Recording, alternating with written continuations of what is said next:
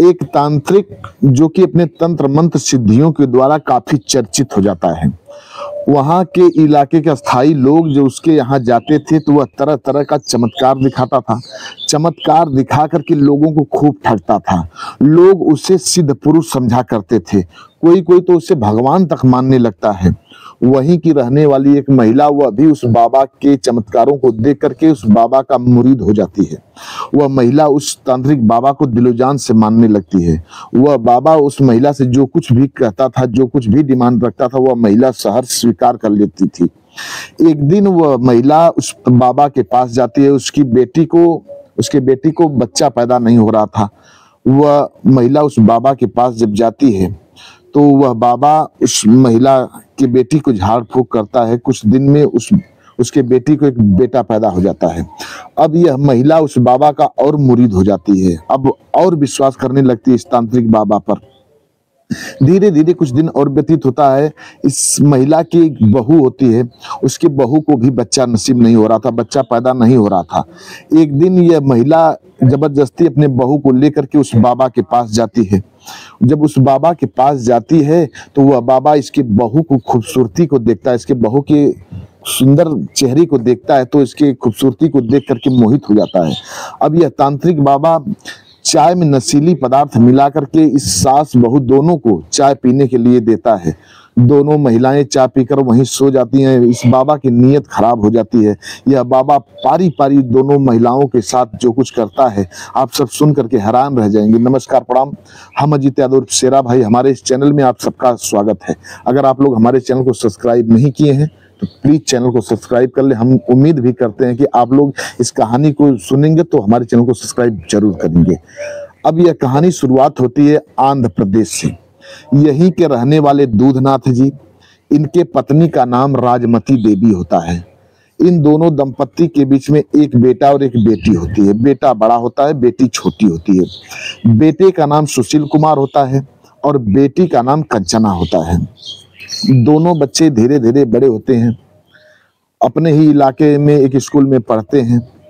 करीब करीब दोनों बच्चे जब इंटर की पढ़ाई कंप्लीट कर लेते हैं तो दूधनाथ जी अपने बेटे सुशील की शादी कर देते हैं।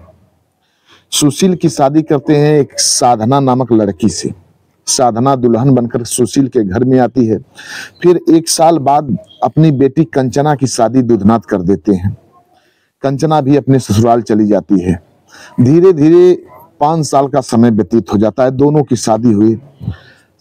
इधर सुशील कुमार की शादी हुए 6 साल हो जाता है और कंचना की शादी हुए 5 साल बीत जाते हैं।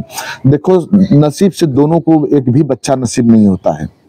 सुशील कुमार की जो बहन थी उसको भी बच्चा नसीब नहीं होता है, सुशील कुमार को भी बच्चा नसीब नहीं होता है।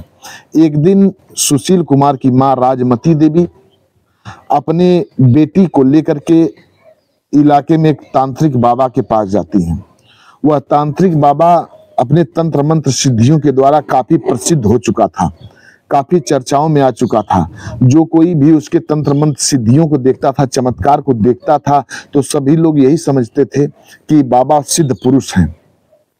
कोई कोई तो उस बाबा को, तांत्रिक बाबा को भगवान मानने लगता है।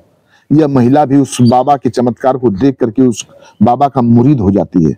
वह बाबा जो कुछ भी कहता था, यह महिला सहर्ष करने के लिए तैयार हो जाती थी। अब यह महिला जब राजमती देवी अपनी बेटी कंचना को लेकर के तांत्रिक बाबा के पास जाती हैं, बाबा से रो रो करके कहती हैं कि बाबा, हमारी बेटी को एक भी बच्चा नसीब नहीं हो रहा है। शादी हुए 5 साल बीत गए। आप ही कुछ दुआ दे दीजिए, आप ही कुछ झाड़ फूक कर दीजिए। आपके आशीर्वाद से हमारी बेटी को अगर कोई बच्चा नसीब हो जाए तो बड़ी कृपा होगी बाबा। वह बाबा, तांत्रिक बाबा, उस महिला की बात को सुन करके कहता है ठीक है। वह बाबा वहीं झाड़ने फूकने लगता है। कभी कभी आप लोग देखते होंगे, कोई भी बात आदमी बोलता है, कभी कभी सही साबित हो जाता है, बात तुक्के पर बैठ भी जाती है। मुंह से निकली कभी कभी बात सत्य हो जाती है। वही बाबा के साथ भी हुआ। वह बाबा कहता है ठीक है, जाओ, आपकी बेटी को बच्चा पैदा हो जाएगा। अब वह महिला अपनी बेटी को घर लेकर के आती है। फिर वो अपनी बेटी को विदा करती है, अपने घर जाती है। 1 साल बाद समाचार मिलता है कि उसकी बेटी को बेटा पैदा हुआ है। जब इतनी बात वह राजमती देवी सुनती हैं, हमारी बेटी कंचना को बेटा पैदा हुआ है, वह बिल्कुल खुशियों से झूम उठती हैं। वह सोचती हैं कि बाबा ने जो कहा बिल्कुल सत्य हो गया, बाबा बिल्कुल सिद्ध पुरुष हैं। अब वह महिला उस बाबा के और मुरीद हो जाती है। वह महिला अब उस बाबा को भगवान मानने लगती है। वह बाबा के पास जाती है, बाबा को ढेरों पैसे देती है, ढेरों चढ़ावा देती है। वह बाबा पैसा पाकर के खूब खुश होता है।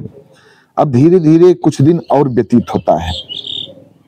एक दिन यह महिला अपने घर अपने बहू को जब देखती, उसकी बहू को शादी हुए करीब करीब 6 साल बीत गए थे। उसके बहू को भी बेटा पैदा नहीं हो रहा था, बच्चा पैदा नहीं हो रहा था।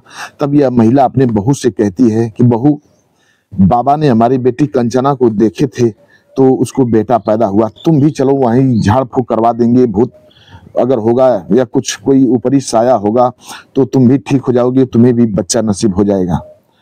उसकी बहू कहती है कि अम्मा जी, मैं बाबाओं पर विश्वास नहीं करती हूँ, मैं पढ़ी लिखी लड़की हूँ, तांत्रिक बाबाओं पर मैं विश्वास नहीं करती हूँ। ऐसे बाबा लोग गरीब लोगों को अपने चमत्कारिक जाल में फंसा करके लोगों को लूटा करते हैं। वह उनका फायदा खूब उठाते हैं, उनकी मजबूरियों का फायदा खूब उठाते हैं। यह बहू अपने सास को समझाती है, साधना अपने सास राजमती देवी को समझाती है, पर उसकी सास जिद कर बैठती है। राजमती देवी जिद कर बैठती हैं, कहती हैं कि नहीं, तुम्हें चलना होगा, बाबा झाड़ देंगे तो तुम बिल्कुल स्वस्थ हो जाओगी और तुम्हें बच्चा नसीब हो जाएगा। वह साधना नहीं मानती है तो जबरदस्ती उसकी सास राजमती देवी उसको लेकर के उस बाबा के पास जाती है। लाचार हो जाती है वह साधना, कहती है ठीक है, आप जिद कर रही हैं तो मैं चलती हूँ, चलिए। वो लेकर के जाती है राजमती देवी साधना को, साधना चली जाती है। जब बाबा के पास दोनों महिलाएं पहुंचती हैं, राजमती देवी और उनकी बहू साधना, बाबा वह तांत्रिक बाबा जब साधना की खूबसूरती को देखता है तो उसकी खूबसूरती पर कायल हो जाता है, फिदा हो जाता है। अब सोचता है कि उसकी नीयत खराब हो जाती है। वो सोचता है कि कैसे इस महिला के साथ संबंध बनाया जाए। अब वह बाबा तुरंत अपने एक चेले से चाय बनवाता है, 2 कप चाय बनवाता है। दोनों कप चाय में नींद की गोली डाल देता है। नींद की गोली डालने के बाद दोनों महिलाओं को चाय देता है, राजमती देवी को और साधना को, राजमती देवी की बहू को। जब चाय दोनों महिलाएं पाती हैं तो उस बाबा का आशीर्वाद समझ करके उस चाय को सहर्ष पीने लगती हैं। जब चाय पी लेती हैं, धीरे धीरे कुछ समय व्यतीत होता है। दोनों महिलाओं को नींद आने लगती है। दोनों महिलाएं अचेतावस्था में वहीं सो जाती हैं। जब दोनों महिलाएं सो जाती हैं, वह तांत्रिक बाबा देखता है कि दोनों सो गई हैं। अब वह तांत्रिक दोनों महिलाओं के बदन से कपड़ा उतार देता है, अंदर से केवाड़ी बंद, दरवाजा बंद कर देता है। जब दरवाजा बंद कर देता है तो दोनों महिलाओं के बदन से पूरे कपड़े को उतारने के बाद पारी पारी दोनों महिलाओं के साथ, पहले राजमती देवी के साथ फिर उसके बहू के साथ संबंध बनाता है। संबंध बनाने के बाद जब उसकी इच्छा की पूर्ति हो जाती है तब वह बाबा वहां से फरार हो जाता है। वह बाबा जब वहां से फरार हो जाता है, धीरे धीरे कुछ समय व्यतीत होता है। दोनों की नींद खुलती है, राजमती देवी की और उसकी बहू साधना की। जब नींद खुलती है, दोनों निर्वस्त अवस्था में खुद को पाती हैं, दोनों अवाक रह जाती हैं। दोनों को एहसास हो गया कि बाबा हम लोगों के साथ बलात्कार कर चुका है, हम लोगों के साथ संबंध बना चुका है। अब दोनों सास बहू एक ही स्थान पर मूक की तरह बैठ करके सोचती हैं कि हे भगवान, मैं क्या करूं, यह बाबा तो बिल्कुल लुटेरा निकला। अब वो साधना कहती है कि अम्मा जी, मैंने तुमको बहुत समझाया पर आप तो नहीं मानी, आज आपके कारण हमारी इज्जत चली गई। राजमती देवी भी कहती हैं, बेटी मैं क्या करूं, हमारी भी इज्जत चली गई। बाबा तो हम दोनों को बेइज्जत कर दिया एकदम। अब दोनों सास बहू के दिल में दिमाग में एक बात आती है कि अब हम दोनों कैसे घर जाएं। दोनों महिलाएं वहीं एक पेपर और एक कलम लेती हैं, उसी पर सारी बात लिख देती हैं। जो घटना उन दोनों महिलाओं के साथ हुआ था, दोनों लिख करके दोनों सास बहू उसी कमरे में फांसी लगा करके आत्महत्या कर लेती हैं। जब दोनों महिलाएं आत्महत्या कर लेती हैं, धीरे धीरे घर के लोगों को जब इस बात की जानकारी होती है, राजमती देवी के पति दूधनाथ जी और उनके बेटा सुशील कुमार को पता चलता है, दोनों बाप बेटे भागकर यहाँ बाबा के मठ पर आते हैं, कुटी में आते हैं, देखते हैं दोनों सास बहू फांसी से लटकी हुई हैं। दोनों अवाक रह जाते हैं। दोनों की नजर उस पर्चे पर पड़ती है जो दोनों लोग लिख करके छोड़ गई थी।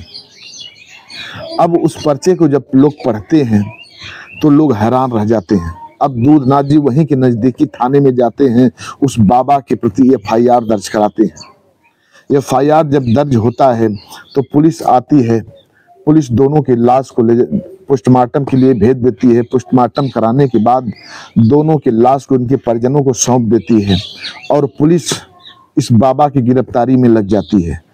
1 हफ्ते बाद पुलिस इस बाबा को गिरफ्तार कर लेती है। बाबा को गिरफ्तार करने के बाद जब 3rd डिग्री का इस्तेमाल करती है तो वह बाबा अपने सारे क्रियाकलापों को उगल देता है कि हमने इन दोनों महिलाओं के साथ जो हैवानियत किया वह कबूल कर लेता है। जब कबूल कर लेता है, पुलिस उसको थाने में बंद कर देती है। आज भी वह बाबा अपनी सजाओं को भोग रहा है। इधर उस बाबा के चक्कर में दूधनाथ जी का परिवार तहस नहस हो चुका। आप लोगों से निवेदन है कि आप लोग ऐसे ढोंगी बाबाओं से बचें। आजकल 95% तो ढोंगी बाबा हो चुके हैं, उनको तो केवल पैसे से और अयासियों की जरूरत है। लोग इसी के लिए बाबा बन रहे हैं। तो ऐसे बाबाओं से बचें, अपने परिवार को बचाएं। बाबा लोग लूट करके अपने करोड़पति होते हैं, आप सबको भिखारी बनाते हैं। तो ऐसे बाबाओं के जाल में कभी न फंसें। जो कुछ भगवान लिखता है वही होता है, कोई बाबा कुछ नहीं कर सकता। बस आज की कहानी इतना तक। मिलते हैं अगले एपिसोड में किसी एक नई कहानी के साथ, मनोरंजक कहानी के साथ। हाँ, हम उम्मीद करते हैं कि आप लोगों को यह कहानी अच्छी लगी होगी, तो आप लोग हमारे चैनल को सब्सक्राइब जरूर करेंगे। नमस्कार।